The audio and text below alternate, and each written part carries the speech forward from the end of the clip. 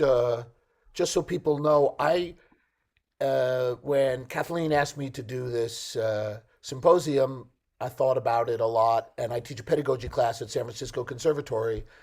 And every time I talk about teaching, the students are, that's nice when I do my summaries at the end of the year about the class. But when I have people come in with students, live students, the the university students who are learning to teach go, more of that, more of that. Just watching someone teach a lesson. I know that Kathleen and Stephanie both worked with Rainey Sharp. I watched Rainey teach a couple of lessons years and years and years ago. Unfortunately, when she was first getting to know me, she'd bring out a 10-year-old who was already playing Sason Concerto, like a young Kathleen Balfour or something. And I wanted to know, well, how did you get from nothing to that?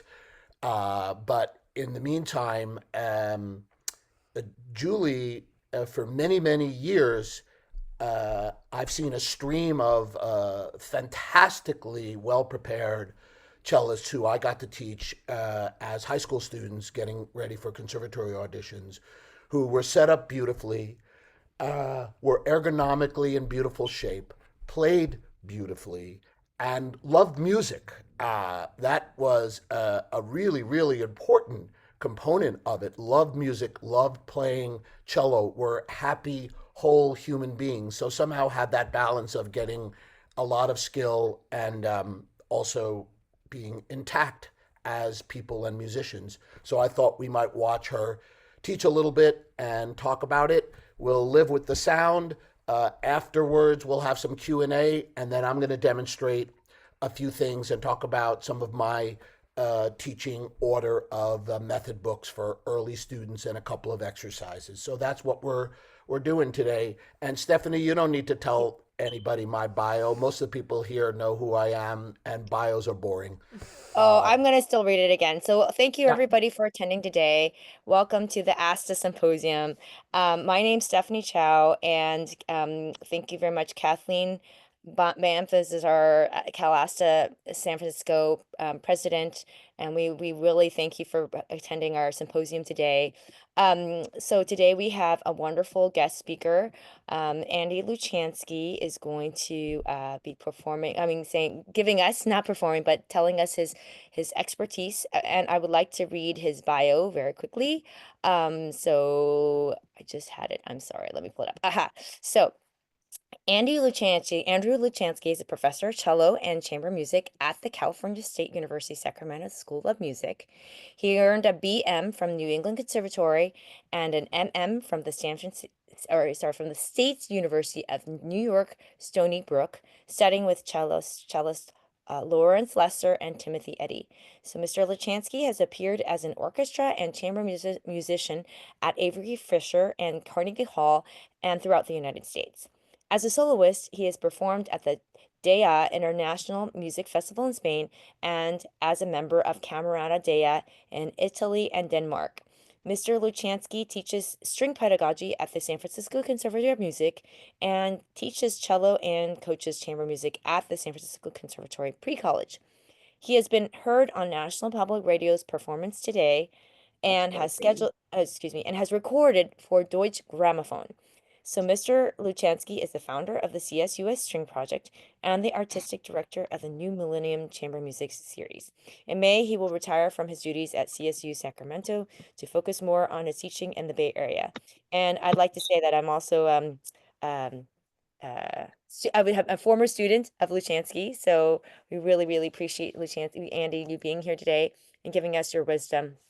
So with that, go ahead and please share with us what would you like to do today? Well, yeah. And as I said, we're going to start with Julie working a little bit with Austin, her first grader, and we'll go from there.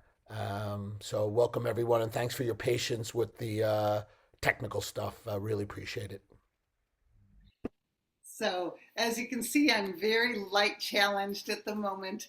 Um, I thank you. I don't need for you to introduce me, Andy. It was nice to hear all the accolades about you again because Andy is my revered an esteemed colleague and friend who I've had the chance to work with, not closely enough, but closely in our way for 30 years, right, Andy, at this point. And so I just thank you for inviting me. Is there anything else we need to do before I launch? You have all been very patient, and I am very sure that you are all more adept at the computer than I am. I switched rather painfully when I had to do lessons during the pandemic, and mostly we did them outside here. Some of the neighbors were more tolerant than others, but I have not great computer skills. Thank you for the coaching, and I hope you can hear me. The other thing is, if at any point, anytime you wanted to call and FaceTime with me or call with any question about anything, just because I've put in the 10,000 hours of teaching or whatever, if there's anything I can ever help you with a student or whatever, I'm completely available, and would be happy to meet with any of you individually. So just to introduce myself, I'm a professional cellist who actually envisioned just playing string quartets my whole life, and happened to get educated in a way that trained me up as a teacher. That is, I started out as a pianist, and when I started practicing cello, I encountered all sorts of problems, including tendinitis, when I was about 15, 16. And so in order to redo my own playing with obviously a lot of professional help, I feel like it just set me up to have this fascination with teaching cello. So this has been a lifelong pursuit, in addition to performing, which I'm still really busy doing. And I feel like I'm just as interested, if not more interested, in the students who come to me now, and in particular beginners. If those of you who are teaching are wanting any input about beginners, I'm still super interested. Now when someone walks into my studio, like in Austin here, Austin, how old are you? 7. Austin's 7. Can you wave to everybody there? So, when an Austin comes in, it's so interesting for me, because after all this time, and here goes the light again, I can, after a few lessons, I just, without really trying, I can kind of envision a path based on, who the person is, so that I can sort of see them into playing concertos. It's just like I said, it's the tens of thousands, perhaps, of hours of spending time with my own work on my own technique and with young people that just gives me such a thrill, because I can kind of see where they're going. And it just a super happy place for me. So Austin is, as he said, in first grade and 7 years old. And of course, you can directly ask Austin any questions. I hope you'll be able to hear him well. And Austin is here today, and I'm going to pretend Austin's a beginner. Truth to tell, Austin has already been playing for over a year, because he heard an older kid playing and got really excited and thought, I want to do that. If it's useful to you to ask a question along the way, I do not mind being interrupted. Just maybe raise your hand because of the format. But what I would like to do is just start out by showing you how I set a beginner up, because this, to me, is the most important thing. If they're sitting comfortably and using gravity in their favor, and they love music and they respond to an adult who's just tickled to have them here, good things are going to happen. And I will definitely tell you that having a family that supports the student is number one, even before having a teacher, in terms of just their availability to be able to focus on their music like it's something important. So in this case, Alice is here. You want to come say hi, Alice? Alice is Austin's mom. Hi, everybody. number one fan and teacher, because she's with him all week at home, and she comes to the lessons and she takes notes. And a lot of you, like I've also had training with Rainey Sharp, a lot of you know what it takes to get a student started. But anyway, I thought I'll just go ahead and pretend Austin didn't play the cello before. A little awkward with the space. I spend a lot of time on the floor at the beginning and trying to make sure that the end pin and the legs are just right. So I'm not sure exactly visually how this is going to work, but I'm going to feature Austin and move around him. So the first thing that I'm all about, Austin, stand up a second. Thank you. Can you move just to the side so they can see your chair? Austin is already on his second chair. Have a seat. Having a chair that's the right height, of course, super, super important. And then when Austin first came, he would have sat at the end of his chair and learned to hug his cello like many of you know how to do. We're always looking at the triangle on the floor and the triangle between the knees and chest in terms of setup. And so we're looking for a place for the cello to sit between the knees, to not hit the shoulder, feet under the knees, and let's see, maybe we twist this a little bit. And then to make sure that we can nicely hug our cello. Can you put your arms around? So this is such a huge thing, to keep the shoulders down and just start where the student is really comfortably sitting at home with the instrument. And then we'll talk about right and left hand setup, and we'll have Austin play for you a bit. So does anybody have anything they want to say or ask of Austin before we have him show you a little bit? Okay, feel free. And so we're looking for some space here. We're looking for Austin's head to be, you can push on my hand here, to be as tall as you can. We're looking for him to be as tall as he can, and yet obviously breathing and relaxed.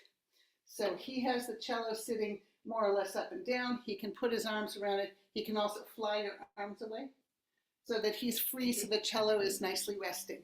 I still have a problem from time to time, even with high school kids who go to different places without reasonable end pin support.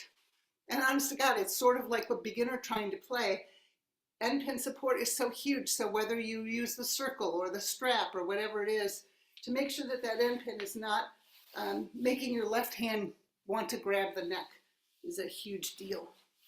So let's go ahead to what I would do at the first lesson, which would be Anne and Dan of Sheila Nelson. So I like the student at the first lesson to be able to already play a piece. And so I would ask Austin to learn to strum with his first finger. Can you make strumming here?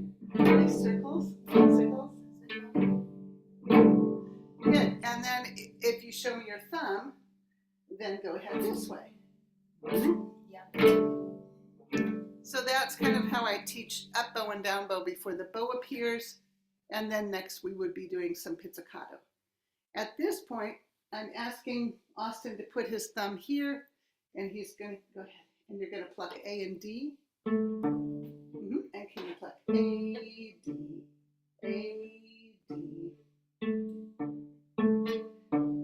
Right, so there's a song, I don't know, does anybody know the Sheila Nelson song, Anne and Dan and G-String George? They're on the first page of Right from the Start. And what that enables us to do is at the very first lesson, the student's already going to have a tune that they can play with their teacher. And I just, that has sort of become my go-to for first lesson, which we will do in a sort of a telescoped version. And of course, this is before we really have a right or left hand position that the student can make music. By then we're already starting to sing about parts of the cello, and just also just I want to find out what, you know, what brought them to the instrument. So we have established our rapport and we'll play you Anne and Dan now. Now, because Austin won't remember Anne and Dan anymore, I'm going to ask you to play with the beat, A and D. Ready? Can you pluck? And A, D, A, D. And then you count resting. 1, 2, can you say it? 3, 4. And do the same thing. A, D, A, D. And count 1, 2, 3, 4. All A's. 1, 2, 3, 4. Do it again. 1, 2, 3. Back to A and D. Count to 4. Release the mouth. And A, D, A, D. Right. So by the time the first lesson is over, so we've just now done 30 minutes, we have this tune. And if it doesn't sound too awful, we'll play that tune for you now, because I'm not sure how the computer sound's going to be. Okay, here we go. 1, 2, your turn, go.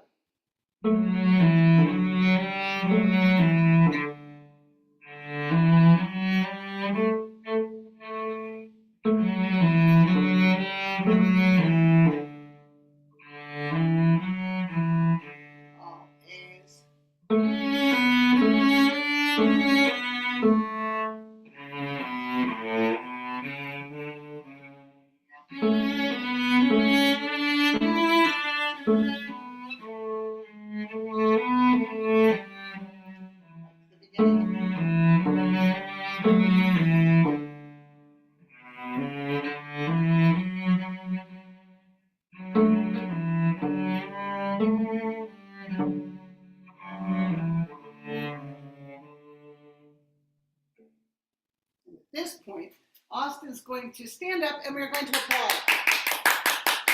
Can you bow? And at this point, I very often will tease the kids about bowing with their legs spread apart. Right? Stand up again. Put your feet together. Put your feet together. Okay, good. That's the hardest part, I tell them. And that should be the hardest part. We'll try to make the cello unmysterious, and that's the hardest part. Now, was that sound just awful, Andy, or can you The tell? sound is fabulous. You both, the sound is all fixed. It's all fixed. It sounds beautiful. You Well, both thank sound you. great. Thank you. You Sounds fun. coaching me. Thank you. Wonderful. Okay, so we're going to do bow and left hand setup in the next 5 minutes. Like I said, it's like telescope, so we can give Austin a chance to play. He missed his last lesson due to illness, so I haven't heard him for a while. And we're going to do just beginner left and right hand setup and give Austin a chance to play. So let's now do, if we had tapes here, I typically use a 1 and a 4 tape so that the middle fingers can be listened to and the 1 and 4 get some help. So what I ask the student to do here is put the thumb opposite 2, take the hand like, there you go. We're gonna eat up that cello. And then once we're there, we're only gonna have 1 finger heavy at a time. One of the things I like to do for left hand is walk from 1 to 2 to 3 to 4, back to 3, 2, 1, just for heaviness. Try it. 1, 2, 3, and 4, back to 3, 2, 1. And at this point, we try to get the student to begin the clinging, Andy, the pulling back on the fingers with the resting thumb so that the back muscles are engaged so there's no squeezing in the left hand. Again, that's a kind of a long-term project we're doing in a short period of time. Then I'll show the right hand setup. And for the right hand, I'll often use, and now we got video issues, but for the right hand, I'll often use a pencil first, where the student will rest a pencil on the outside joints of the outside fingers. And once we're resting, the thumb comes to rest. So we would do that at the balance point for the first weeks, then work our way down. Thumb opposite the 2, turn it over, and then just play some games where we put the, yeah, remember that? Where we put the bow at the new fry, the middle, and the tip. And we learned the names of the strings also by saying, okay, put the bow at the middle on the A string. So we're hopping around to different parts. So using a whole bow I don't think is very important at the beginning. Small bows, and for those of you who've done Suzuki, small bows here is just fine. We can open up to larger bows. Hold on. Open up to larger bows later. So Austin's having a little trouble remembering what it was like to be a beginner, so I get that. We are placing the bow on the outside joints of the outside fingers and just resting. So Austin, I haven't seen you last week because you weren't feeling so good. So we're gonna just have you play now some of the things you prepared, and yeah, keep that loose, would you? Use your mouth today. That's a new one. If you keep smiling, that'll work. Okay, so Austin had probably had 4 different places along the stick until realizing that the bow could be held up by the string and not squeezing. And we're always working on thumbs. I feel like that's a lifetime thing. Okay. I do a lot with open strings, singles and doubles. So putting the metronome on at 72 and doing long, long, long, long, and up, 2, 3. So we're doing a lot of long bow singles, long bow doubles, and scales to start. So I think we'll have Austin start now by playing any scale that you worked on at home. And since I don't see any of your faces, if somebody could just tell me you still hear me or see me and let me know that. We can hear you and we can see you pretty well. And the reason we all have our videos turned off is to hopefully make your picture clearer. The light is a little better in your room now, so we're seeing you better. But the connection is not ideal. But we're getting what we can. But we're all turned off our I screen. I apologize. And if the sound is good enough that you can hear Austin, then we'll just listen to Austin play. So what did you prepare for this week, Austin? Did you do a scale this week? Yeah. So would you like to do a scale? I typically teach 7 scale bowings, so Austin will play a scale for you now.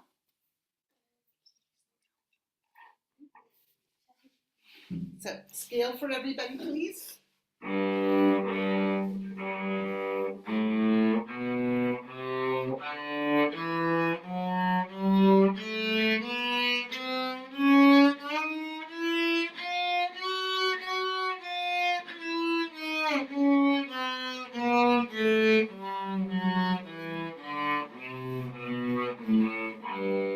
Okay, Austin. So let us see if we can figure out that second octave of G major. So you did this with me last time. Release mouth, and let's do a little 4 on D. And then thumb at the end of the neck. Find your G here. Good, let's do that a few times. Find lower G. Here. So this position, when we're now in the 4th position, the fingers approximately equally distant, we're now going to find our notes, G, F sharp, F, and E. Slowly repeat after me, and we're going to say the names. Listen, G, wait, F sharp, F, and E. Your turn.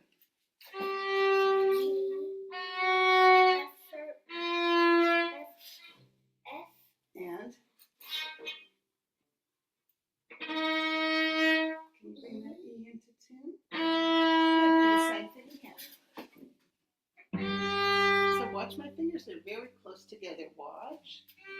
Watch here. Watch me, please. Neighbors, take your time to find the G.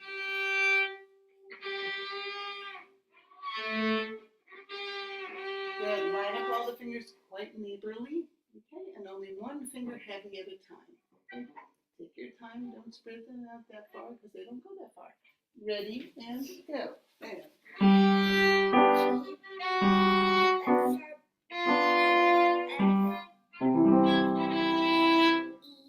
Good, let's try that again.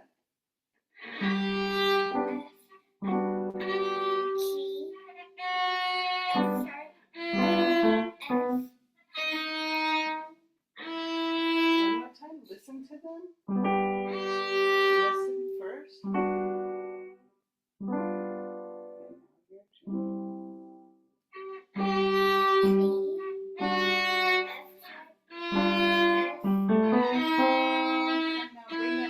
Tune, yes.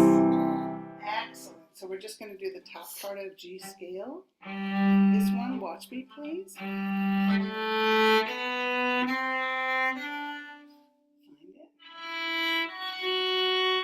Then we're going to let you play the tune of your choice. Go ahead.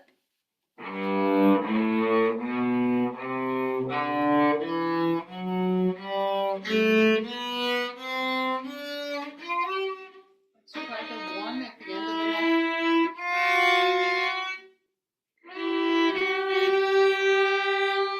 Listen and repeat.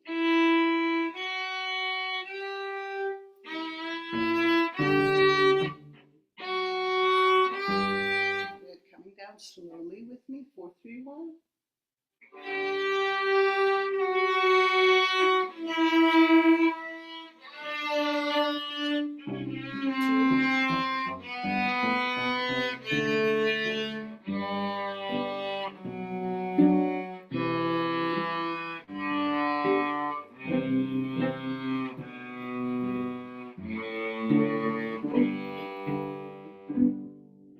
Thank you, Austin. And you are completely unafraid, which I just love. If it doesn't make a good sound, fix it. Don't run away from the cello. You're playing nice and big. So do you have a tune that you would like to play? I do have a music stand if you need it. What have you been playing lately that sounds like you would like to share it with people? What would that be? Minuet 3? Yeah. Do you want the music or no? Mom will help by getting the music, and we'll have Austin's rendition of Minuet 3, and then we can talk, and Austin will come back for a lesson tomorrow. Okay. Hey, Julie, I think you're... Yes. one quick thing. If you would just take a soft part of your shirt or a cloth and just rub it on your camera on your computer, we might be able to see you a little bit better, but if that's easy enough to do.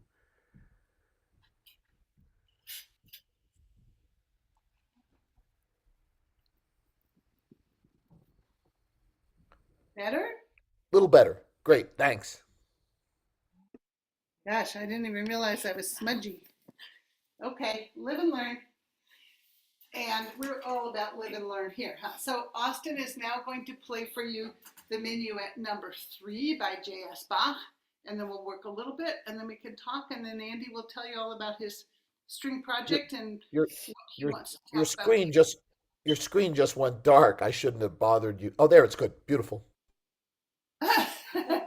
Okay, so we're just going to do a little Bach Minuet 3, and I will do a little coaching of Austin on it, and then we can talk, and you'll go about your business. So Minuet 3, you can look at it if you need to. Are we going to do the repeats today, Austin?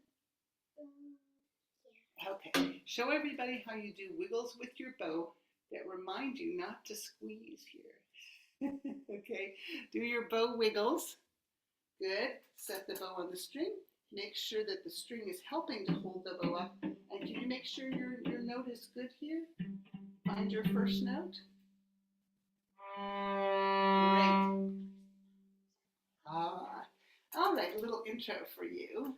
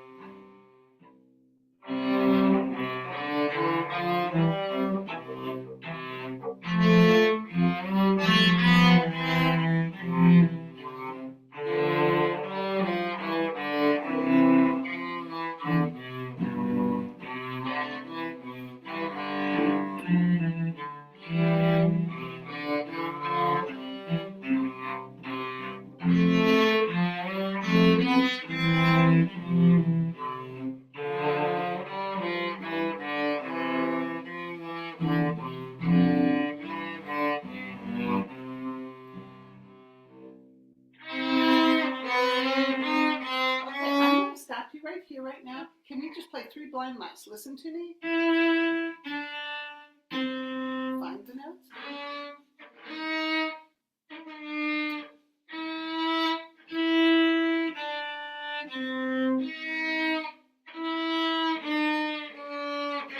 So the notes in this neighborhood are 1 and 2 and 4.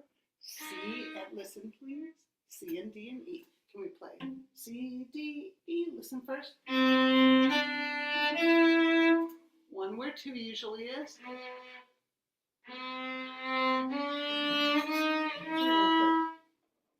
Behind 2, we'll only play 1 and 2 and 4.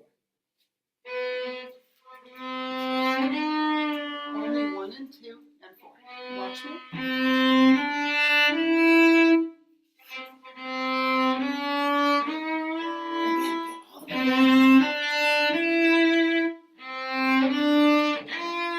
Good, now playing backwards.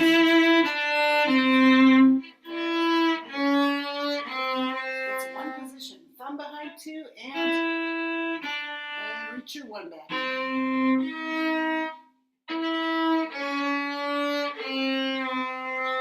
listen again, lightly.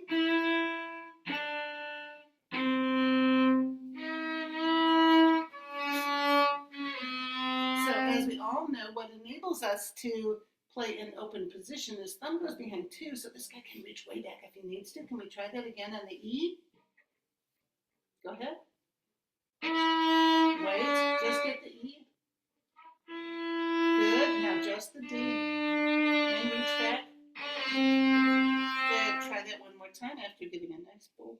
And again. Get the E.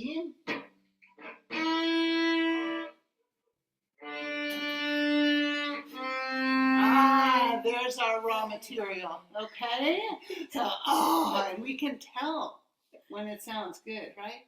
So instead of doing the rest of the piece, we're just going to do this one study spot, call it a day, meet tomorrow for a lesson, because we'll have a bunch of time at 4 tomorrow, right? And we'll be back in the swing of things.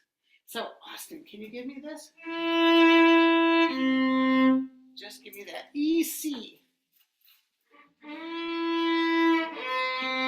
One more time. No stress. It's just a distance, right? Like sometimes it's not very hard to get all the way from home to school. No biggie. It's far, but put the thumb in the middle and you can reach just fine. Yeah, you gotta go as far as the note actually is. There you go. Good. Take your hand away. Let's find it again. We're gonna put the 2 where 4 usually is. Put the 2 where 4 usually is. Can you do that? Put 2 where 4 usually goes. Well, here's where 4 usually goes. Can you play a 4? That's what I wanted. Good. So that's where 2 goes. Thumb behind it. And one more time. Find it. Put the 2 where the 4. Yeah, go ahead. Good. Let's do that a couple more times. Slowly. Patience. Easy. Good. And take the hand away. Have a good practice. Find it again. So we would start out by putting 2 where 4 usually is, right? Where's 4 usually? Find your regular 4. Good. Now put the 2 there instead. Good. Now play your 4. And reach. Good. And repeat after me. All 3 notes. Oops, get the E where it wants to go. Let's do that a couple more times. Hands away. Put your regular 4. Regular 4, first position. Go back to first position. Your regular 4. Go ahead with your regular 4. Good. Put your 2 there instead. Good. And then we're going to play ding dong. And then the note in the middle. Go ahead. Thank you. And that's all I'm going to ask of you for today. And then you'll go home and you'll practice so slowly, right? So this is just how it is in life. We have to go over these things a lot to make sure everything works. And Austin can play the beginning one more time and then say goodbye to the people, okay? The beginning is so comfortable for you. So let's do this beginning one more time, and then we'll say goodbye to the people and you come back. Sure, do the repeat as well. And nice and free. Can you make the quarter note nice and free? Singing? Beautiful. Now, how many fingers are holding tight here? How many of them? Just the one, or are they all squeezing? You remember the right answer, right, Austin? Okay, so just the 4 is pulling into the instrument for best sound, and let your bow fly. Wait a minute. Then we're going to go big, little. Big, little, grow to big. Do that one phrase for me. Excellent. One more time. Big, little, grow to big.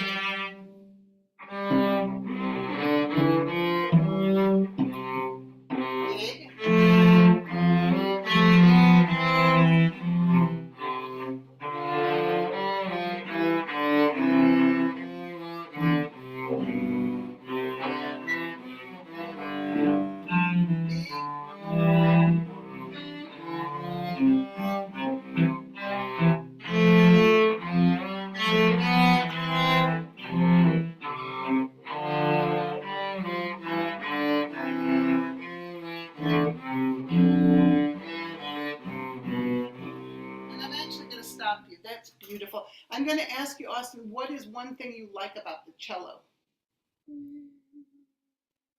Do you have a favorite string? Yeah. Which is your favorite string? A string. Like the A string. Cool. So you'll have some good, really high notes pretty soon. I want to thank Austin for participating today. Take a bow, Austin. Thank you. Thank you. It's really helpful for other people. Sometimes people think that they have to have students who are 10 or 12 or 14. And just to notice that somebody very young is having a lot of joy with his instrument already, that's something for us, okay? So thanks for helping us out. You'll come back tomorrow. Okay. Thank you so much. Thanks, Austin. Thank you. So much. Nice to hear Thank you for play. putting up with us. Yeah, you're going to be hearing from Austin. So one of the great things is that Austin's mom takes him to concerts that are, I think, way past his bedtime, but he gets to hear all sorts of great music. And so that kind of lives inside Austin. So that tone is just like, he always wants to make a good sound. Beautiful. Sounds great. Thank you. So one thing I wanted to know was kind of like what everybody's background is and particular interest in the group today. So if anybody wants to pipe up, all of you know what it's like to talk to kind of like, like don't know who's out there thing. I'm just so used to live, in-person lessons and classes and stuff now. So if anybody has anything to share from what they've loved from working with small people or any people they're working with, I'd love to hear from anybody out here. Yeah, people feel free to put your audio and video back on, and um, I know we've got some cellists here, and Mei Ling is a violinist, and Catherine is a great experienced teacher now, come from Alaska to the Bay Area. She may be offline at the moment. She's the mom of Hans, if you recognize. Oh, Hans Holz's mom. Oh, Yeah. that is so cool. Yeah. So, Oh, that's great to know. Marcia, can you just have a quick check-in and tell us about yourself? Because I haven't met you yet. Hi everybody. I'm Marcia Sloan, and I'm up here in Mendocino, and I'm a cellist. And well, I've been playing and teaching my whole life for the last 50 years, and mainly working with adults in the last 20 years, and running string camps for beginning intermediate adults. And actually, I have a question. It was so great to hear your student had such a beautiful bow, full bow sound that came through, to me at least. And but I wanted to ask you a question about the thumb, the left-hand thumb, because Yes. from both the 2 points in your mini lesson here, you had an individual setup of the hand where you had the first finger and fourth finger were finding their spot, and then we shaped the 2 and 3 around that 1 and 4. At that point, what you're saying about the thumb, and then also in the second section of the minuet number 3, where we're an extended second. And, over the years, this has always been a question to me. We find a certain anchoring quality of the thumb in whatever position we're in, but everybody's hand is a different size, and of course the tempos in a slow tempo, we have greater latitude for small thumb adjustments. And I observe my thumb, and it moves. It doesn't stay in one place, and so it's tricky to find the balance of helping someone anchor their position with flexible thumb that supports whatever finger we happen to be on, which shifts between the 1-2 balance triangle and the 3-4 balance triangle. So anyway, those are just some of my thoughts, and I'm really curious how you handle what for me is a kind of a conundrum. Yeah, and I think that's great to open that up to the group too. There is a very famous teacher, maybe somebody remembers who it is, who says there is no such thing as extension, which basically would support your point that the thumb is just always in motion.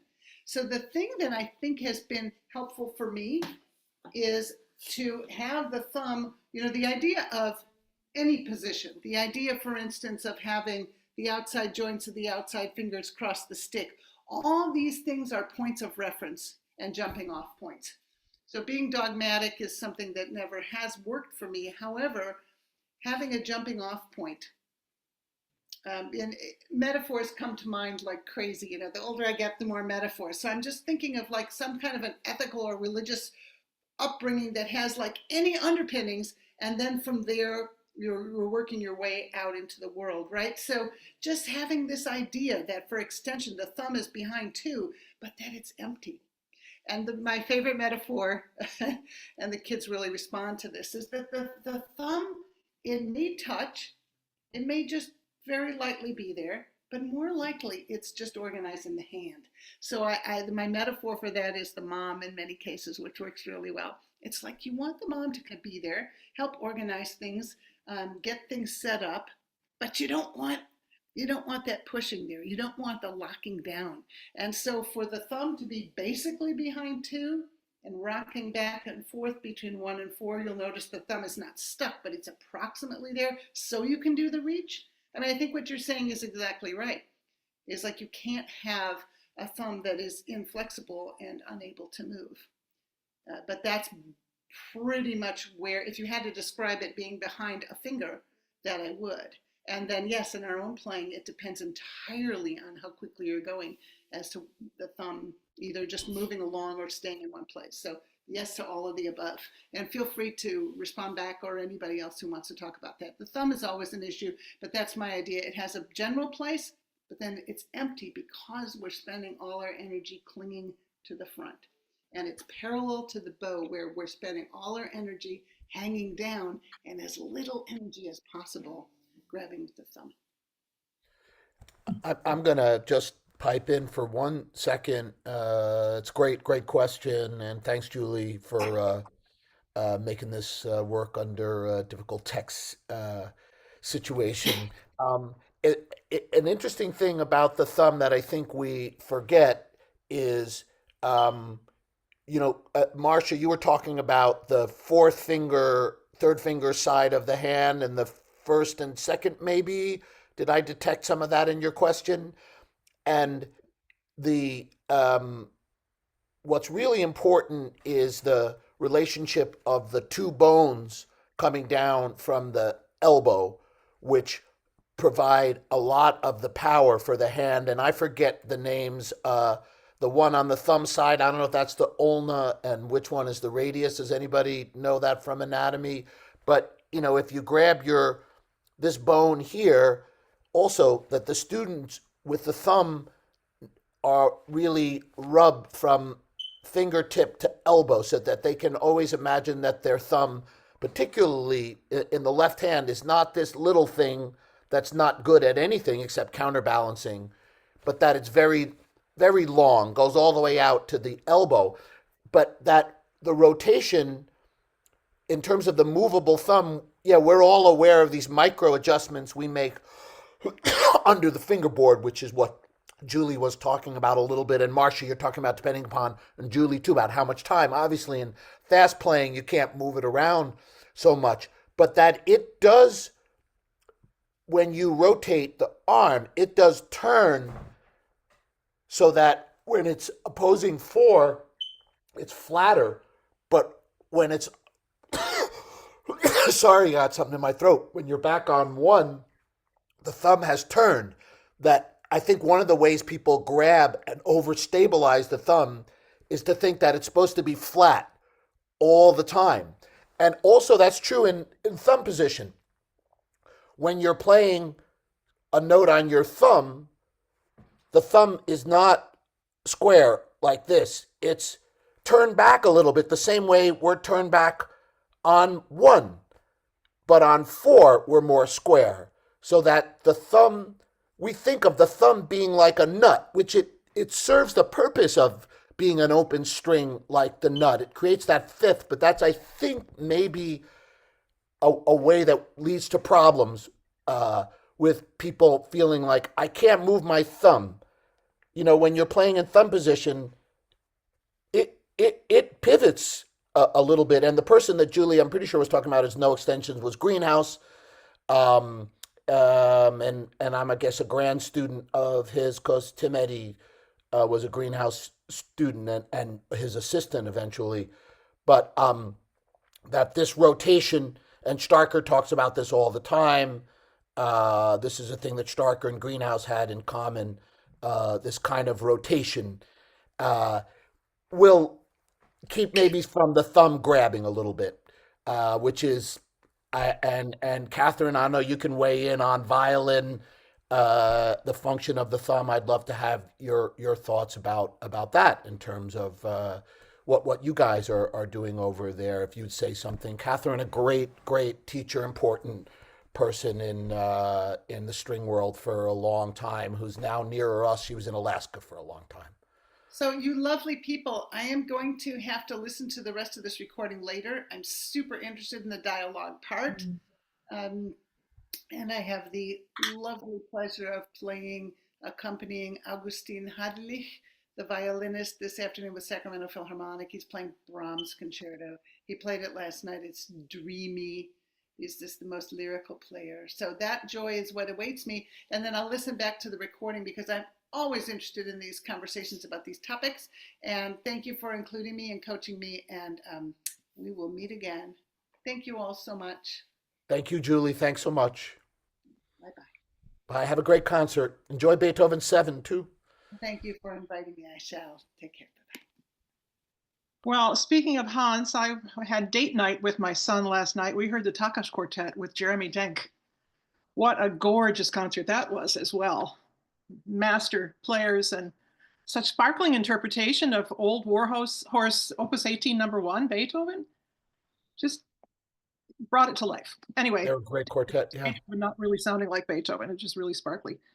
Well, I haven't taught in a while, so I attended this session today just to sort of refresh myself, and because I've gotten a little involved. I live here in Rossmore, which is a 55 plus community of almost 10,000 people, if you're not aware, outside of Walnut Creek. And there are all sorts of clubs and activities here, including what is called the Rossmore String Ensemble, which is a group of 30, I would say, adult learners. Their teacher is about 85 years old now, and I think getting ready to maybe pass the baton. And so I'm getting involved in that a little bit and starting to work with them individually, going in and workshopping once a month for an hour or so. Wide range of abilities, as you can imagine. So I'm here today just to get a little refresher and remember what it's like to teach. But in terms of the thumb for violin and viola, it is the same, that it's so often taught to be stagnant, and that is not true. Depending on the size of the hand, the length of the fingers, the thumb is very, very much in motion, as you're saying on the cello. And for those students and players who try to place the thumb flat on the fingerboard, that is totally wrong, because it just leads to squeezing. And maybe that's the same tension and squeezing. So maybe that's the same on the cello as well. Stephanie, do we have a minute or an hour left? I think we have basically we're running out of time. So I know we're supposed to go from 11 to 12. So thank you so much, Andy and Marcia. It's great to see you. I know Marcia from Mendocino Music Festival when I was in the festival there. So thank you. It's great to see you all. Thank you very much. And Stephanie, 1 second. It's actually 2 hours long. It goes from 11 to 1. oh my Yeah. gosh, we have another hour. Oh my gosh. Yes. Now it's time for us to talk for a whole nother hour. Thank you so much, Kathleen. I apologize. Not 1 minute, 1 hour left. Okay. Catherine, why don't you, if you weren't finished with what you were saying, why don't you go ahead, unless you were done with your point. That's all. And I see two Sac State string project students who have been kind enough to show us their faces, who've been involved here. Mei Ling Lopez teaches in our string project and is a violinist and is going to be a really wonderful teacher. And Jasmine Anibab is a freshman cello student in my class at Sac State, also teaching in our string project.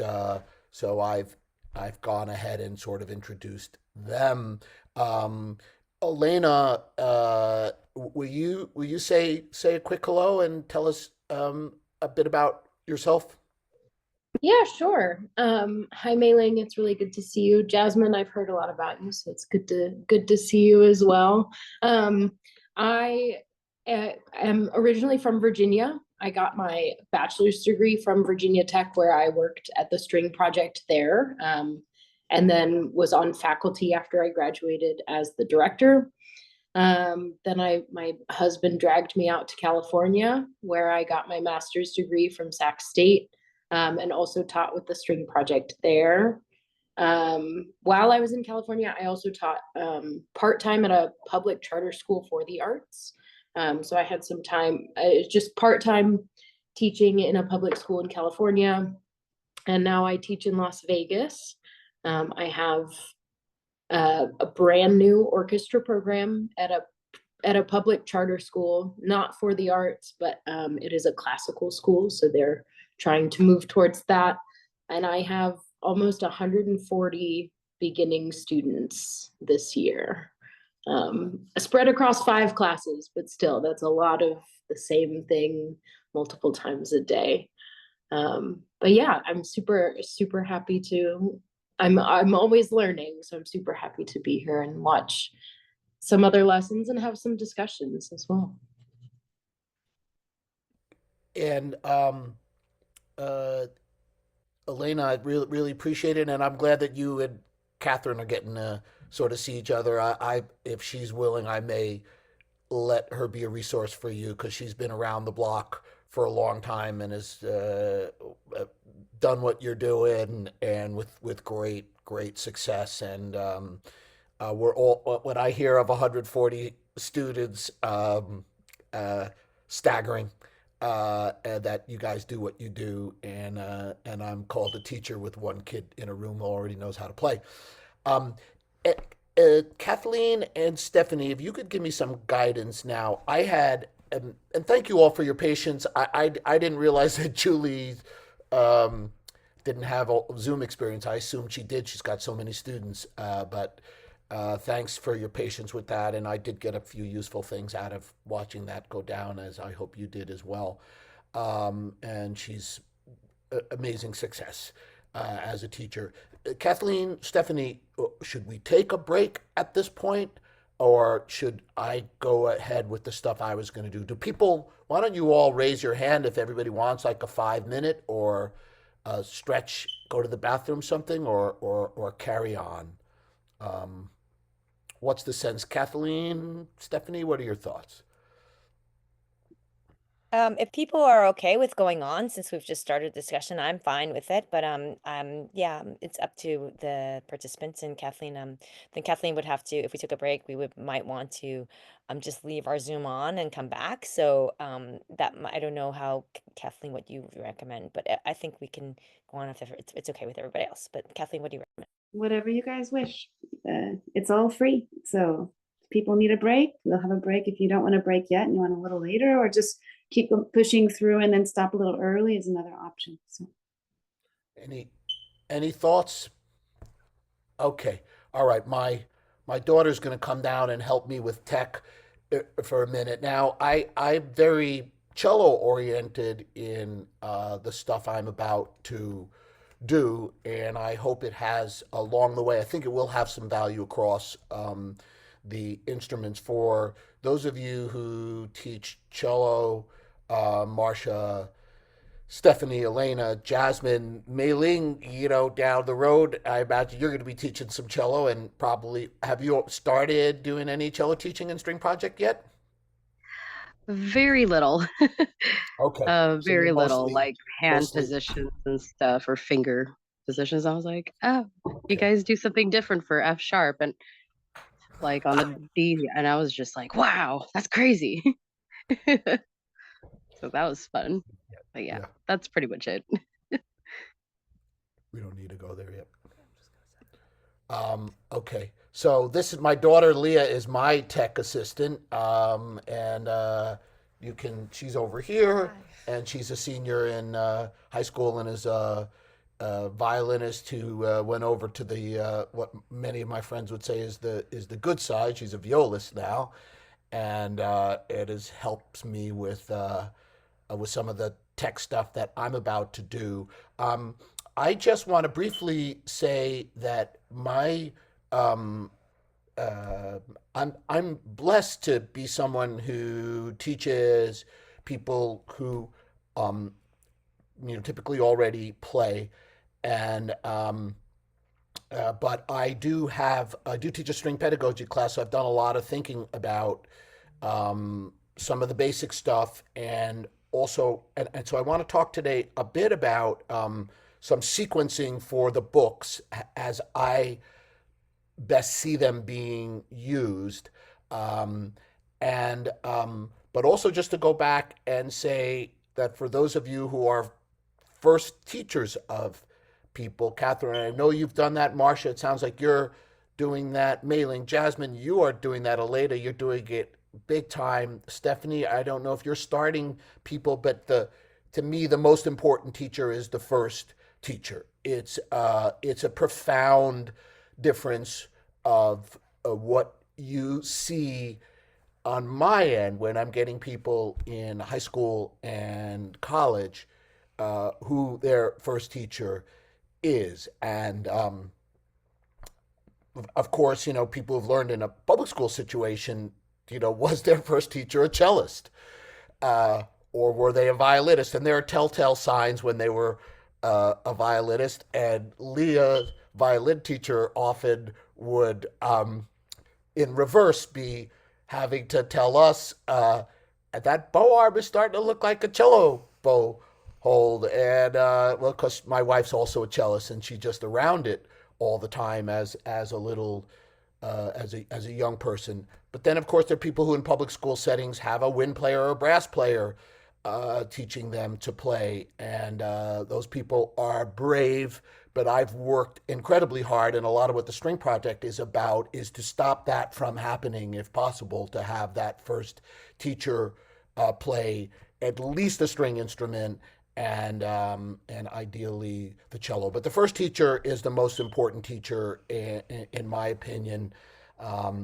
And so, one thing I do want to say is there's almost a great correlation that I see in high school and college students to the degree to which scales have been emphasized or not. The teachers whose students come in, like Julie's, she talked about her scale system with the 7 different bowings. I've gotten a lot of Julie's students, some college, some high school, and when I asked them at a first lesson, let me hear your scale, there's just a whole world of scale playing that's been done and been organized and been heard lesson after lesson after lesson. So it's incredibly important to assign your students to scales, have your scale system, whichever one you use, and to hear it for a long time until you really trust that they are doing it.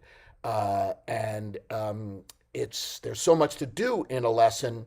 Ideally, you don't want to be hearing scales for 15 minutes in a lesson, but until you really know that that's happening, the students who have played them a lot are just so much more facile than the ones where you could see the teacher hasn't made time for it. We do use the Suzuki books in my pedagogy training class. Um, the pitfall, none of you guys are going to have this, but it is that there are people who think that the books are the teacher. And there's an understanding of the books and what's in the order of the books and why things are happening and the sequence that they're happening. And you can't just hand a kid, as I see some teachers do, here's Suzuki book one, learn this, learn that, without the teachers having training. So getting really good Suzuki training, if you're using those books, is incredibly important.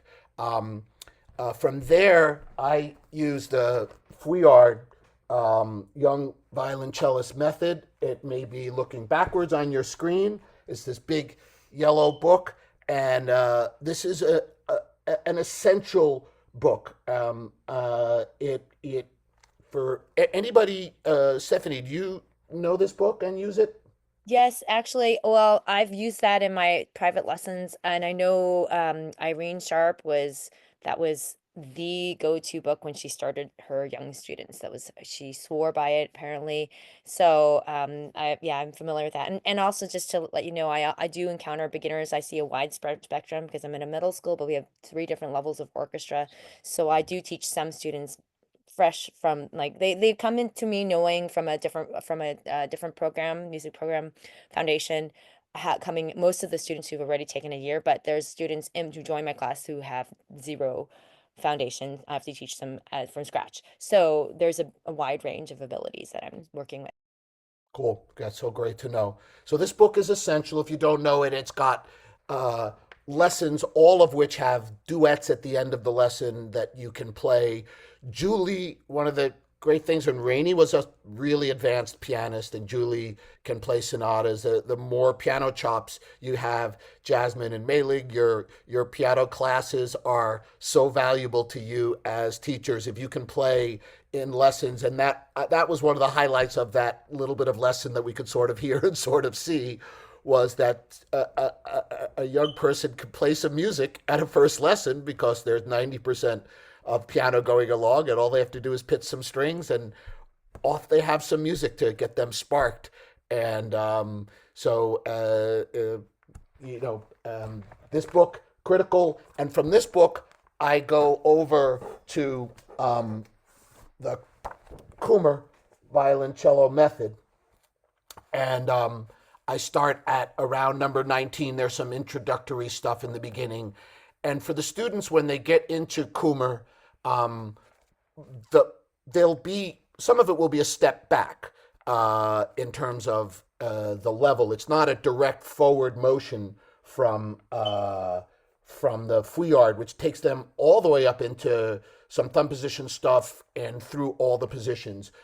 Rick Mooney, may he rest in peace, amazing force in the teaching world. He's got his position books, but Fouillard covers all the position stuff really, really carefully in an organized fashion.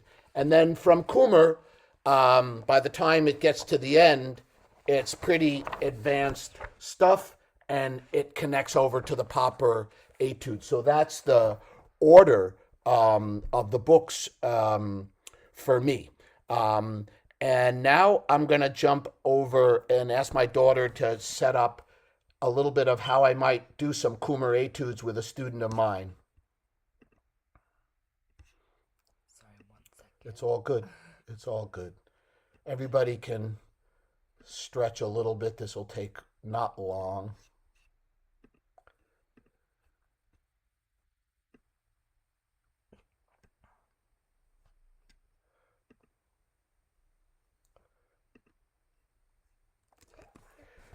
Can everybody see a little bit of this etude on the one side of their screen and a picture Yes. of a student about to play? We're good? Yes, Okay. that's great. They can see the whole thing. Okay. So I think I might be okay If you want, can you be nearby? Bring your stuff. Okay, she's doing homework while this is going on. It's going to keep me in business, but hopefully everything will work. So here is an early Kummer etude. We've started at 1933. You're pretty quickly there. Kummer's going through these keys, and this is in E major, and it's you can see it's triplets. If we had a lot more time, I could talk you through my methodology in teaching specific shifting in this etude. But what I want to talk about today is a little bit of the use of bowings and rhythms in an etude like this, and then connecting it out to rep and how I make these connections. So you can see all these pieces have the part for the teacher. Great chance to practice intonation with them so they can also hear the way, depending upon chords, playing with string players, there can be some variety in the way thirds and sixths sound, but also to get them playing their fifths and fourths and octaves pure in the beginning. Also, with the second part, they're going to hear the relationship of consonance and dissonance and resolution. So with this etude, I would have the student learn it a bunch of ways. The low-hanging fruit of bowings is everything that my students learn that are separate bows, and this goes all the way up to my conservatory level kids. Elena got tortured this way to some extent when she was with me. Stephanie, I don't know if I was there yet with this when you were with me. That anything that is separate, you also learn slurred, 6 per bow, and you learn 3 per bow, and vice versa. Stuff that's slurred, you learn separately. Also, that they would do all of the variety of bowings with this. 3 slurred, 3 up, I think you'll see in this. 4 slurred, 2 separate. 2 separate, 4 slurred. I didn't ask my student Annabelle to do all of these, but she does a sampling of these. And we may start just listening to her go through that a little bit.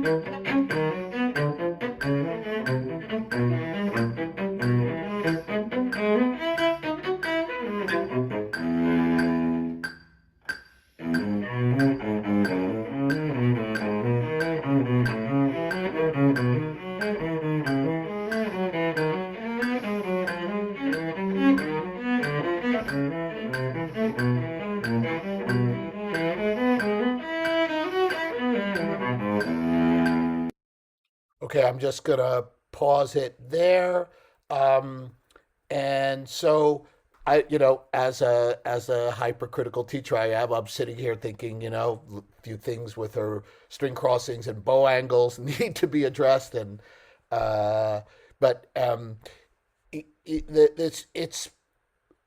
there's so many benefits to this, and it just sets them up that for the rest of their time learning music, that they just have this way of going about learning passages this way. Another obvious benefit of it, when you're trying to get younger people to do repetitions, you know, it can really be boring for them. It's just the reality of it. Some teachers talk about, oh, they got to get it in a row, 10 times in a row right. I don't believe in that. I don't think I could do anything 10 times in a row right before I'd lose my concentration. It was good enough to get it right 5 times in a row. By the sixth time, I'd lose my concentration. And if I had to go back to counting over again, I wouldn't do that. I have some differences with some teachers about that. But this way of doing this just gets her to get also a lot of repetitions in, and the kind of cross training that's involved for the brain really solidifies things. I'm not sure if she has any more on this. The next thing that's going to come about is these. Can you help me? Next screen. Do I go here? Okay, so can you see these rhythms up on your screen, everyone? Yes. Yeah, That's great. Yep. Okay. Yeah. So for the three note groups of music, everything gets practiced with a metronome with these three rhythms. It says, "Can you play in these three rhythms?" An eighth and 2/16.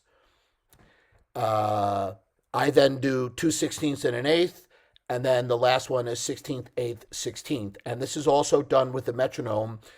And if we had tons of time, I'll try to get into some of this because it's valuable. We all get taught to use the dotted rhythms for yup, but up for even passages and bottom. Not everybody gets trained for doing these three note rhythms, and there is a real art to practicing with the rhythms, and I'll try to get into some of that. But I think the next thing you'll see Annabelle do is play with these three rhythms. There may be one more bowing in it. Can I just hit this play now? Thank you, sweetie.